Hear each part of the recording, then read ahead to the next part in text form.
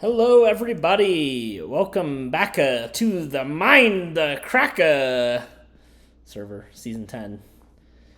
Season 10. It's kind of crazy. I was looking at Good had his celebration stream on Friday.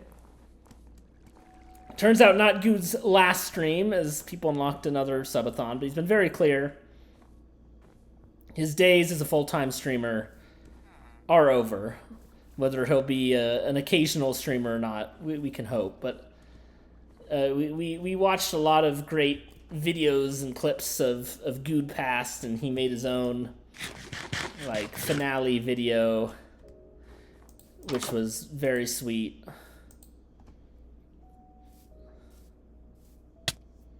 Jeez. Usual suspects on the server. And yeah, it was a great time, a great celebration. It was easy for me, so I kind of forgot that Good has done. He has a few more episodes in the Mindcrack server than this, because there are some episodes, he had a few, 0.5 episodes back in the day, episode 30.5 and stuff like that. And, a few other, the general rant at Jay Sano bitching and stuff, but as far as his mainline episodes, he got up to 987. And really, they ended on the Season 8 server, the first patron server. They ended there, April 2021. So, it's been done for 3 years. There's a brief February 2022 when we were, in between Hermitcraft seasons. There was a brief him and Beef popped on the season 9 server and they recorded 4 episodes together. Yeah, so kind of crazy that Beef on the season 9 server, as far as I know, Rayuski and co have been on season 10. Did you do some streaming from this server? He did because yeah, it wouldn't have been episodes, but yeah, no, in the early days, he did a couple streams. So Good's been on the season 10 server, but I think he might have been the only one. If anybody else was, they didn't come back quickly. So yeah, those weren't, episodes, but he did stream them and had them on YouTube, so you could go back and watch them. Again, I remain skeptical of there being a season 11. And again, just to reinforce, let's think about how, when it became clear that things were reaching their natural end for Mindcrack several years ago, I was kind of, I'm here till the bitter end because of all the joy and the great community that I have found here with Mindcrack. And this is growing like weed, which is just what we want. Growing like a weed. I don't know if marijuana grows particularly quickly. Yeah, so this music just a little too loud. Just a little too loud in music. He says it's music at 5%. Why music's so loud? But yeah, it's kind of crazy. Good's Mindcrack went consistently from 2010 to 2021. So, it was, although really it was early 2021. So it's really 10 and a half years, relatively consistent series. And then had the brief revival with Beef, and then he did a few live streams. So, but everything seems to be taking its course. I always watch Zeldathon, but it just, as it got more and more disconnected from MCing, I wasn't keeping up with the community. I just felt less and less connected with Zeldathon. And I meant to watch some this year, and I didn't really tune in. And then MC, sure enough, said that that was his final Zeldathon as an executive director. And, I wish Zeldathon all the best, but I was really there because it was an MC product. I have yet to play any Zelda game. So it's not like I have any connection at all to the Zelda community, and I remember when they were real. I mean, I've watched Zeldathon in 2012, so and here we are 2024, and MC had done it for longer than that. So yeah, and MC was my number three. I am well known for my my priorities of UHC watching, which is maybe your revealed preference for favorite Mindcrackers, was Kurt Good, but then number three was MC Gamer. I was a big Good Morning Mindcrack. I really loved when he did like a few years ago, he went back to his original like single player, maybe it wasn't a single player, but it might have been a single player world that was like before he joined Mindcrack, called like MC versus MC, and he did like a finale like 10 years later for it, and I commented and he recognized my name and said something. So yeah, so that was cool, but it's just like, Goods, it looks like 2024 and 2025, this is it. And it's been an awesome run, but it does feel right in some ways, because MC stepping back from Zeldathon, Goods stepping back, who knows how much longer. Mindcrack is still going as long as the patron and the server are ongoing. I guess, technically it could still be going even if there's not, because it could stay. We're doing a charity UHC, but I mean, they did their last non-charity UHC, which UHC 33 for the 10-year anniversary of UHC 2 years ago. Don't think there'll ever be another one. It is about time for the Mindcrack UHCs too. Sad that Kurt will never win a non-charity UHC or get first place. Is what I really care about, you bastards. But I'll take him with his many charity UHC victories, which honestly is more befitting to Kurt anyhow. So yeah. Well, that would have been it. That would have been the day. He got close in one of those 30s seasons, actually. He got close again. So, Jesus Christ. Sometimes stuff just goes to the bottom of the fucking sea. Yeah, and then speaking of Kurt, I mean, yesterday, so this is actually very important. I'm recording this Monday, September 9th. You are seeing this, if I believe the schedule is right, on Thursday. So be sure to tune into the nightcap with Gardax and J-Dub tonight. But and Felumbra, hopefully. But we're on a good run of J-Dub appearances. So make sure you tune in on my Twitch channel, to be clear, twitch.tv/GardaxION. So Kurt's most recent stream was like 80% of the way to the Farlands. And even though he streamed a fuck ton of Farlands in the subathon, he's basically just still streaming Farlands like the subathon never happened. Like, I don't know. It really looks like he intends to get there next year, which would be incredible and emotional. It would be really emotional, honestly. So maybe I got a shit ton of watching to do for that point.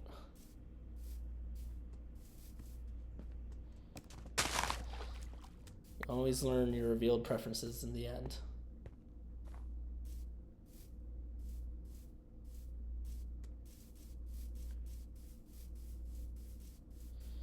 But yeah, so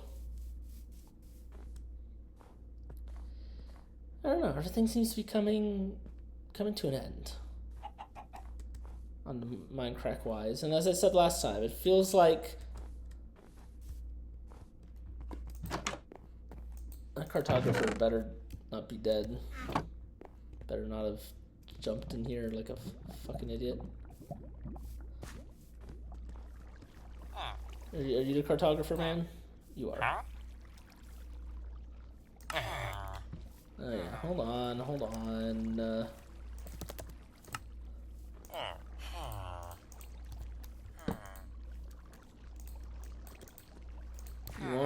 You want me to already have made it paper? Fine.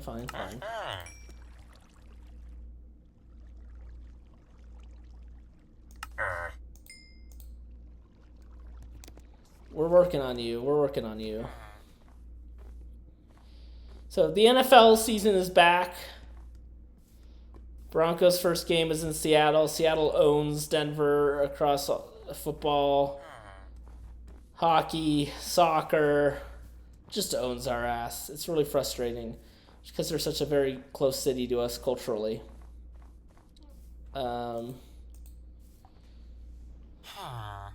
First game for Bo Nix, he looked terrible, but he's just a rookie, so who knows? Maybe he'll get better, but certainly didn't make anybody feel excited about this upcoming season, that debut. So that's kind of where we're at with that. Yeah, just the past several years, you're more interested in a sports league when your team is good. And the Broncos had the second longest playoff drought in football, only behind the Jets. Only the Jets have have had a longer streak of failure than the Broncos have.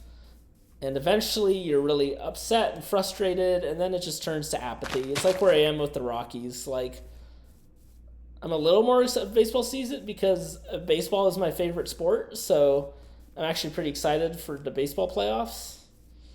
But, yeah, just not, I'm following hockey and basketball a lot more closely because the Avalanche and Nuggets are really good. Doesn't mean I'm a fake fan, but, I'm not going to waste too much mental energy in the Broncos. Then you got CU football embarrassing themselves. I'll say this, though, about CU football and Coach Prime. Everybody says, I'm mainly talking about the college football subreddit because that's my portal to what college football fans think. Well, it's not entirely representative. All of them say, I hate Coach Prime. I hate Colorado. All fine. But I always say, I'm tired of hearing about them. And look, the fact that, this time last year, some people were thinking they would win a national championship was, absolutely banana pants crazy. But they're all like, I'm tired of Coach Prime. Tired of hearing about Coach Prime. Don't want to hear about him anymore. You know where I hear about him all the fucking time? The college football subreddit. I went there yesterday. Top 4 posts. One of the posts, the AP poll. Makes sense. Big deal. People get mad, even though it's ultimately kind of meaningless. And then the other 3 posts were all highly upvoted, thousands of comments, all about Deion Sanders, Coach Prime, and Colorado football. The games that he's in, people say they're watching to lose, but everybody's watching. So, if you really hate Coach Prime and Deion Sanders, especially because if you hate a team and they're really good, like the Chiefs, you can't really ignore them because it's like, I'm gonna watch the Super Bowl, right? I can't. But the Raiders, it's like I'm ignoring. It's like if I was constantly talking about the Raiders. I hate the Raiders, but the Raiders suck. So I don't need to expend any mental energy on the Raiders. That's what these people are doing with Deion and Coach Prime. So that's just really funny to me. It's amusing.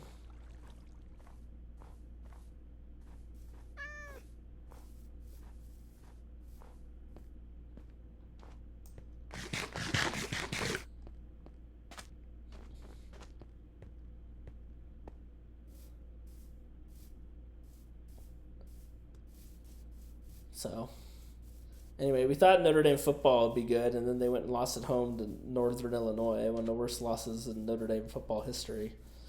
And as much as I like him, and he seems like an amazing dude, definitely turned up the meter for Marcus Freeman.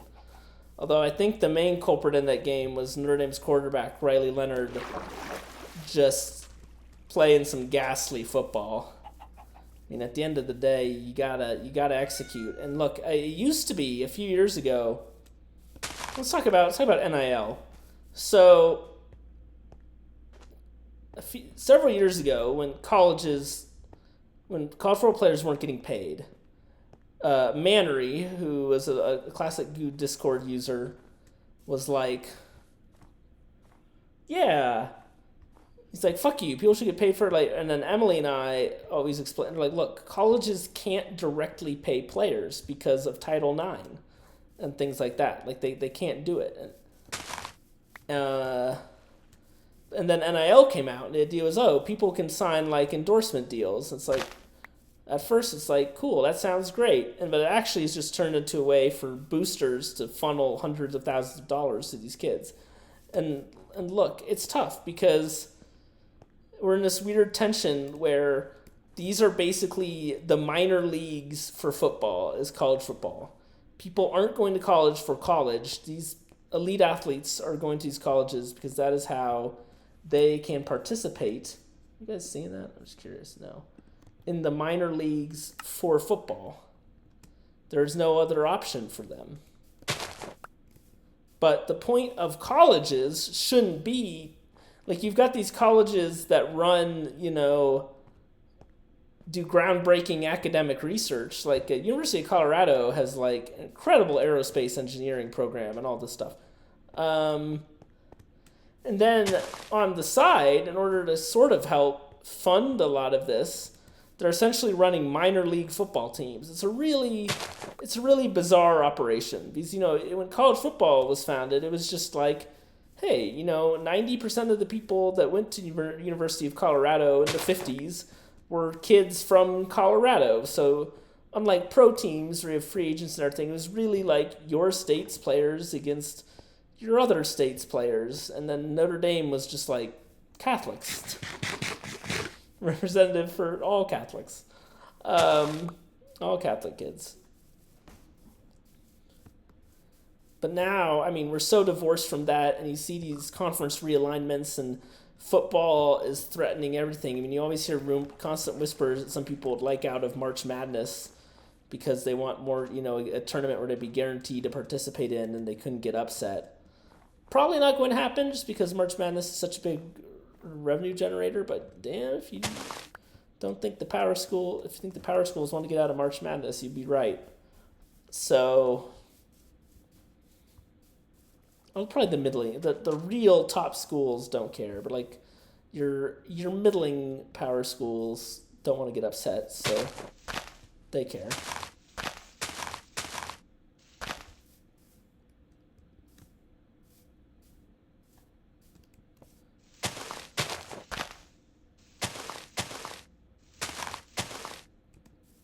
So, and look, I'm fine with people getting paid what they are worth. This is why people are like, there's a really dumb article about like WNBA players getting paid more, and this woman who clearly has never followed professional sports but was inspired by hearing about Caitlin Clark was like, well, maybe the men should be getting paid less. Thought of that? These NBA players are making ridiculous amounts of money. It's like, that is their market value. That is the financial value that they provide their employer. If they got paid less, that money would just stay with the rich billionaire owners. So do you want that money to stay with the rich billionaire owners or go to the players who are actually generating that value with their labor? Yeah, don't sound like a good leftist to me. Right? So I'm fine with it, but it's a tough line. And although this is not why Notre Dame lost to Northern Illinois, but Notre Dame is always going to pride itself and take itself seriously as a serious school where it's working to get people educated. Like, that's just what Notre Dame is about. Like, and it's just weird because you're like, okay, you're running a minor league sports team, but you're also like, I'm gonna coach up these boys and get them educated and help them become men. It's a very weird balance, and it's only going to get more and more bizarre. So Yeah, I think the future of college sports is perilous because even if I think it's like, okay, you can just end the charade of, we're ending the student athlete charade and acknowledging that these are just mercenaries that are essentially playing for minor league football teams who have absolutely no allegiance to the colleges. But then it's just weird for universities to be making money by hosting minor league football teams. It's just weird. Or some universities it's basketball teams, but in basketball there's so many routes to avoid college. It's not quite as prescient. And honestly, I think you should bring back letting NBA players go to the NBA straight out of high school instead of making them fuck around for a year in college, because honestly, like, the value of college basketball just comes from the craziness of March Madness, not necessarily like any talents. So I think college basketball will be perfectly fine, honestly. So, hey, it's a college sports is a bizarre world, but these massive realignments driven by football are really hurting other college sports, especially the non-revenue sports. Like, all decisions, like, you have teams on the West Coast that are in the Atlantic Coast Conference. You have all this tomfoolery, one might say.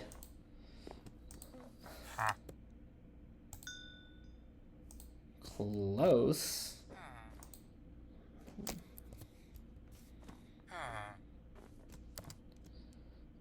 And really, the fact of the matter is, I think football should separate itself from all the other college sports. There should be football only conferences, and then all the other conferences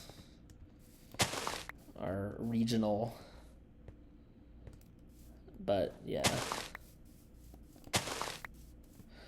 I mean, at least the 12-team playoff, home playoff games is cool.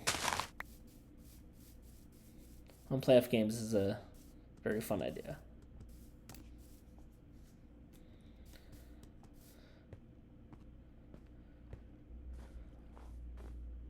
So it's tough. Yeah, we need a Wes Wilson blog post. College sports are changing.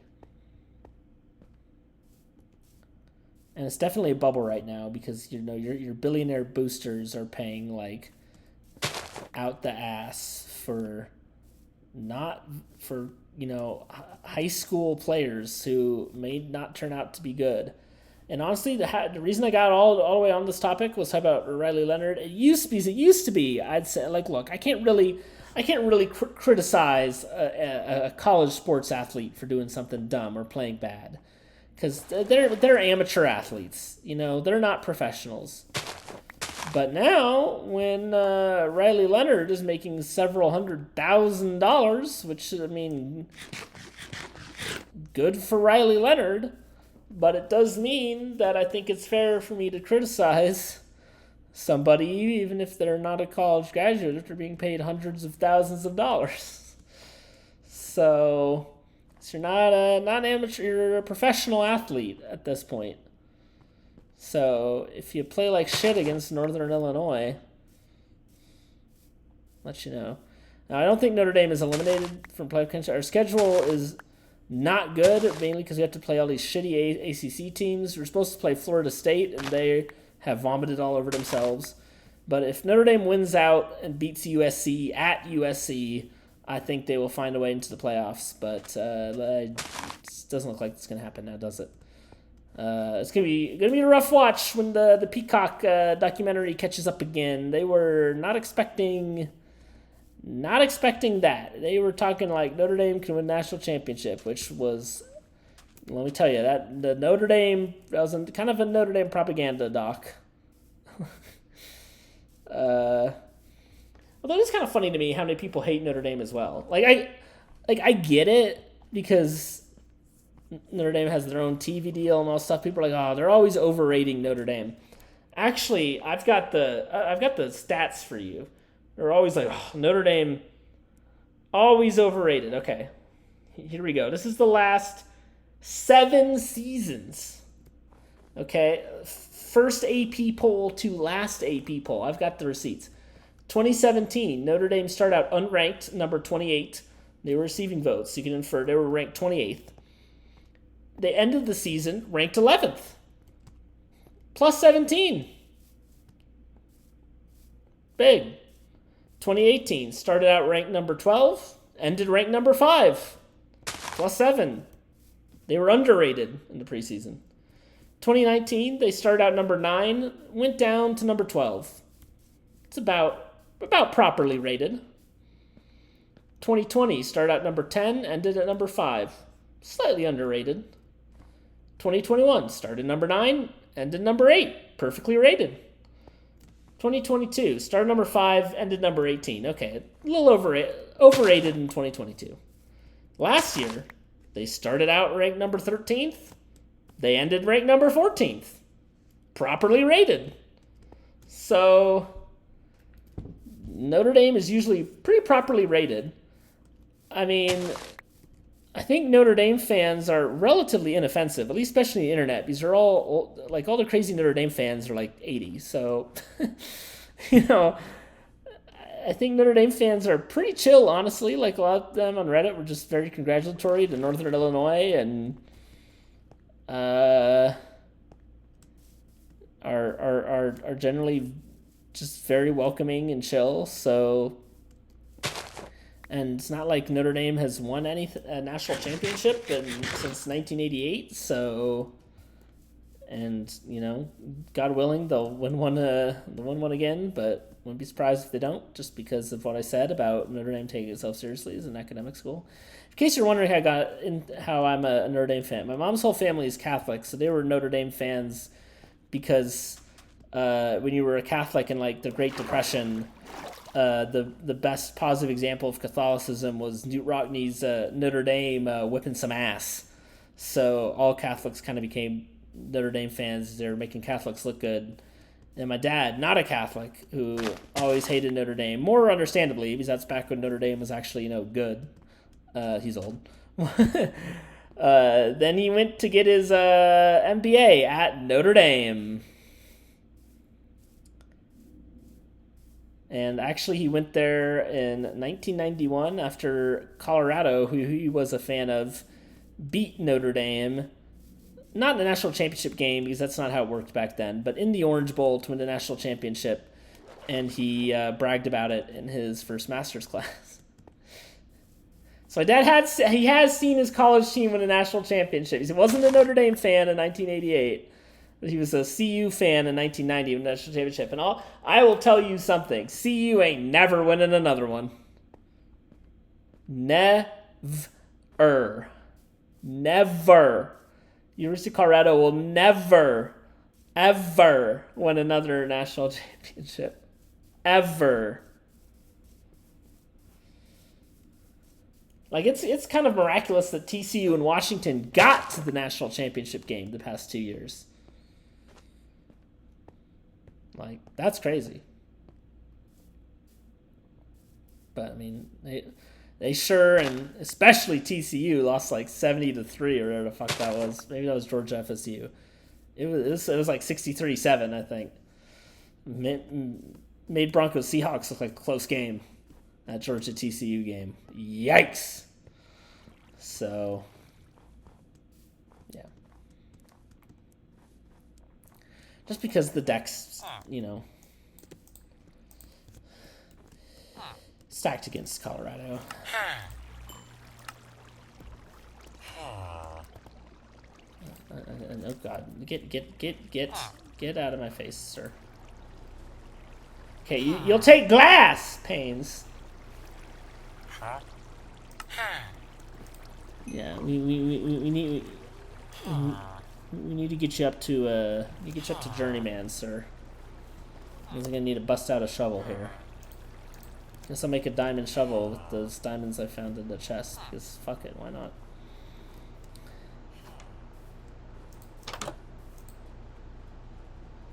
Although I was thinking, I have a spreadsheet of like, I have all the playlists, because I did the Mindcrack playlist project, which is where, if you still go here on my YouTube channel, it's a little tough. There's a reason I've never made See, this is not planning ahead. I actually, it's kind of weird. I've never talked about this. I have no playlists of my own videos on my YouTube channel because I have all these playlists I originally made like 8 or God, it might be longer than that, years ago, of every video, because no one else, like, you could go to each Mindcracker's channel and see the playlists of their series, but I got every Mindcrack server video and upload them in chronological order. And this was back when there was like 200 video limit per playlist, so they're all in several parts. And since I've advertised this in the past, I never want it. I didn't want it to be like, hey, come look at my Mindcrack playlist. People will say, oh, but you're actually advertising, your own playlist. And if you don't think I still keep this updated, I keep these updated. Every time I see Sakana comp, the only 2 other people, okay, sorry, there's also Kithron occasionally. So it's just us 4 making Mindcrack Season 10 videos. They get added to the playlist. And I'm still keeping the historic precedent of 200 cap. So if you look, there's been about 300 videos on Mindcrack Season 10 now. And that's where we're at. But it's kind of crazy to think, because we looked at it last time. I mean, I'm probably just personally over 200 videos on the Mindcrack server. Like, I'm gonna have to do the math here. Maybe we'll do that live spreadsheet math, and you can't look at the spreadsheet. Now I've got to remember if I have that saved to my computer or I have that saved to my Google Drive. I think on my computer. I think. Oh boy. Should have thought that one through. Glug. I think. There's iron here. I remember. Is there coal? I don't have any coal to smelt this glass. Is there? Oh god. Look.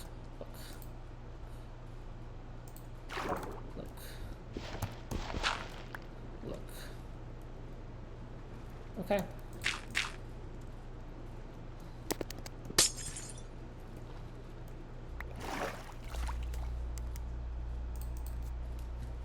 Can always make some more.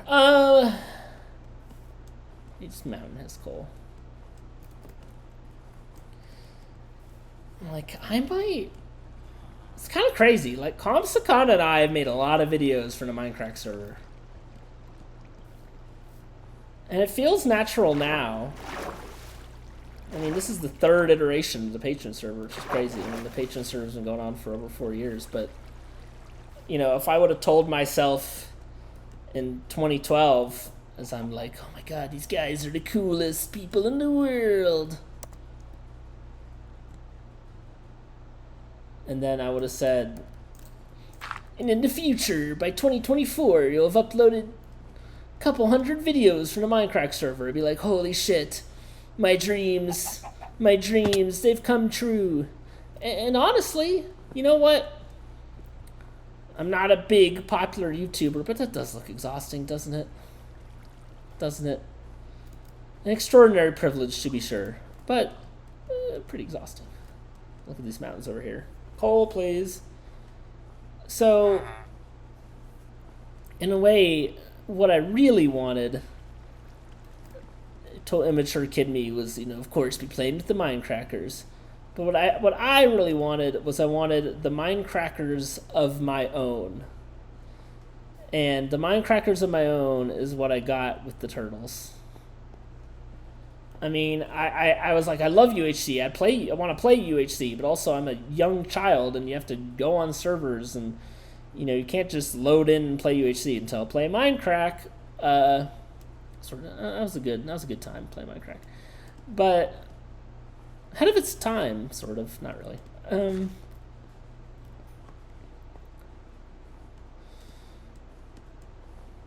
And now I've played, well, if you count the weekly UHCs, I played like 200 UHCs. I've won like 5 of them. Watch out. So I've gotten to live out that dream. Not the Dragon UHC yet, but winning a UHC. Knocked that out in Season 3, thankfully. See? I won Season 3. Why couldn't Kurt have won Season 3? Starting to think this Kurt guy isn't very good at UHC. Honestly, I bet if I showed somebody those early UHCs, especially Kurt usually had pretty great views. Pretty great perspectives. If I showed somebody though, I think they hold up. I bet they hold up. I mean, just so much fun. So much fun to watch. It's like, yeah, it's a lot like Survivor. It's sort of like Big Brother in a way, where the first season of Big Brother was like America voted on who left and who won the game, which is actually how Big Brother works everywhere else in the world. Like that was kind of like that first season of Big Brother is kind of like UHC seasons 1 and 2. It wasn't the same game, but it was the first Big Brother, and then they quickly hit upon the format, and UHC 3 and Big Brother 2 were hits. It had one star player, though unfortunately they did not win like they did in Big Brother. Kurt did not win like Dr. Will. Yeah, no, god damn it. Fuck this fucking river. Yeah, I bet Kurt's UHC 3 holds up. I bet it does. Just phenomenally exciting. Yeah, but I've got to do that with the turtles, and the turtles are my guys, and we have no viewers, and it doesn't matter because we're having fun. Like, doing this, even compared to, it took a long time to get here. I mean, if you probably watched my Mindcrack videos 4 years ago, like, they're probably pretty quiet, not nearly as good as this. Like, they're like, oh, Gardax is a yapper. You gotta yap.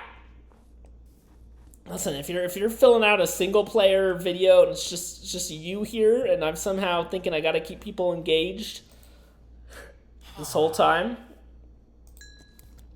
of course I'm yapping. I have no choice but to yap. I've got to be Darren the Yappy. Darren the Yappy's a real person, by the way.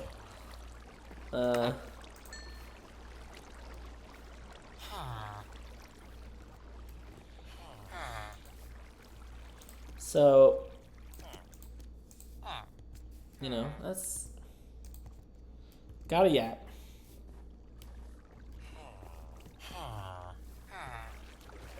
Dude, I don't know why this guy loves over here so much. Okay, really likes the glass trade. Because it's a newer trade, I'm sure. Big fan. Ocean Explorer map. Now we're looking for a Trial Chamber map, and if it's behind us, we will be sad. But honestly, it might still be one nobody's found on the way out of here.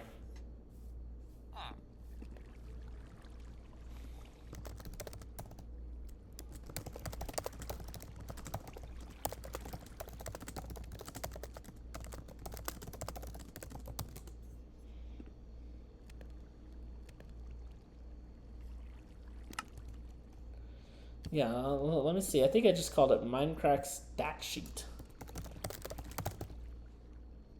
Yeah. Last open November 15th, 2022. Let's go.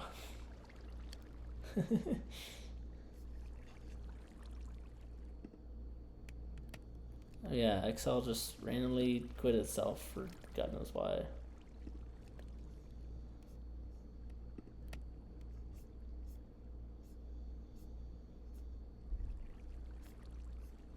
Ooh, did not go past season 8.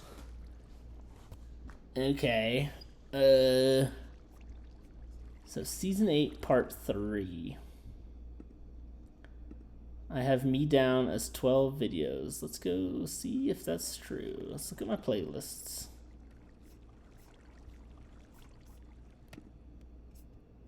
No. Playlists. Yeah, this is what you guys, this is why you're here.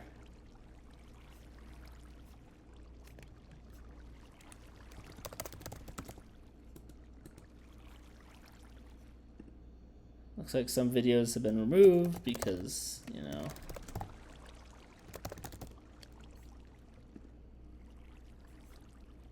Okay, so I do have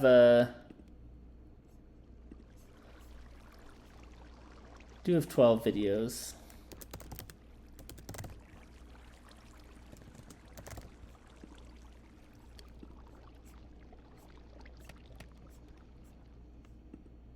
And I was overestimating Sakana. She's at 20.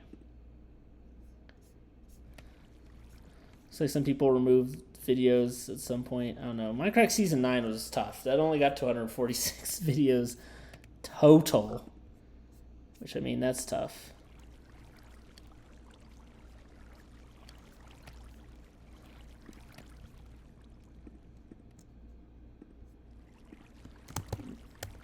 I wonder if we can get Good to come back on the Mindcrack server, just for...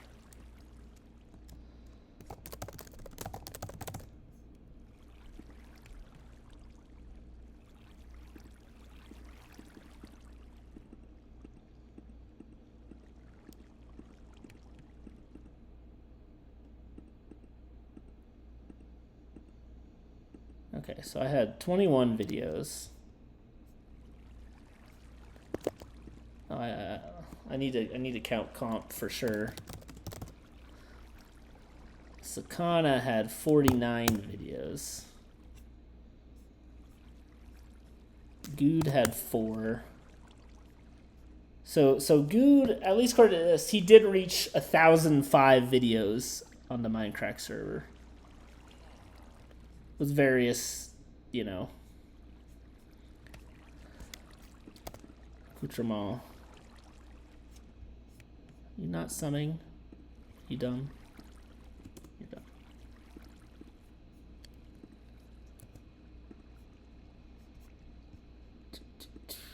Okay. Yeah, so I need to add in here comp. Yeah, this is great content. This is great content, but we are going to have an answer for you. We are going to have an answer for you. And eventually, maybe once Mindcrack's fully, I'll go through and fully clean up these playlists. So I didn't have comp because he is nothing at the beginning of Season 8. So he not even start videos until Season 9?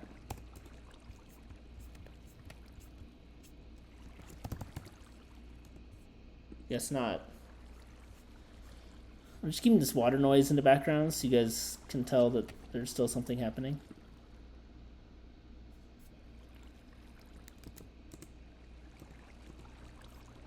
So comp only had 2 in Season 8. You'd give him a color on my matrix here. Obviously, just give him a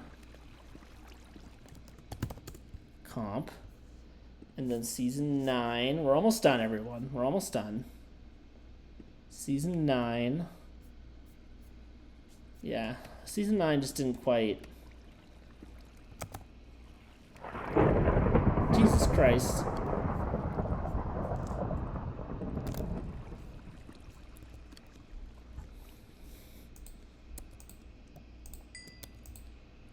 What has taken place?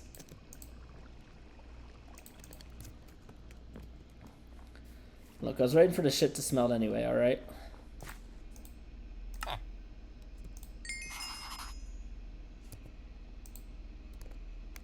Let's see what this guy does. So Comp had 45. So Sakana just beat him with 49 on season 9. And we gotta do S10P1. I'm thinking maybe making a giant 1,000 video playlist of Good's Mindcrack in order. The beginning.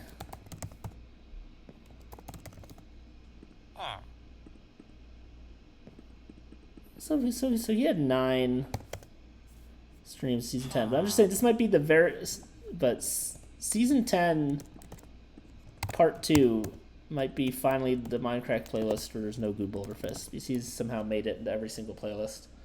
Every single block of 200 videos.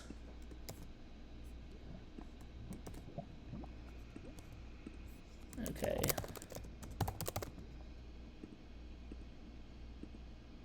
So I had 26. And then...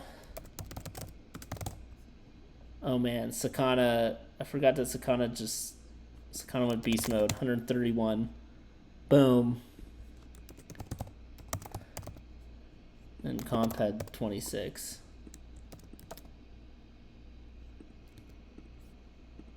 And then our most up-to-date season 10 part 2. Nope, no. Don't need to start here in this video. Okay. Comp has had 15. Sakana has had 37. I'm up to 33. So okay, not as much as I thought. I was overestimating. I mean, because season 9, I really didn't do much, but 132. So Sakana's at 268. Where, I mean, don't tell anybody, but Sakana is in the top 10 for people who have made videos on the Mindcrack server. She just knocked off Generic B. She's behind Zisto, who's 274. So I'm at 132. That's more. It's more than Cone Dodger. Oh, I am. This episode will be. There we go, ladies and gentlemen. Although we need a compass.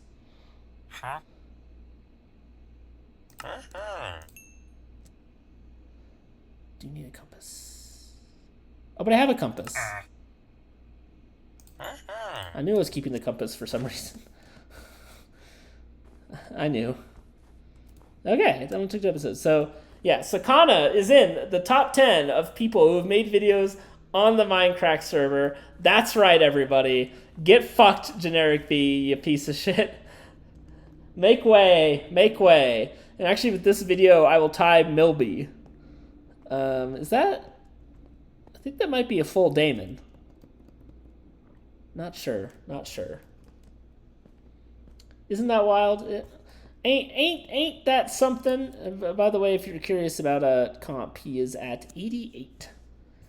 88. And Good with his 9 season 10 streams, just more than I would have thought, is at 1,014 videos on the Mindcrack server, which is actually still behind Jay Sano, who was at 1,041.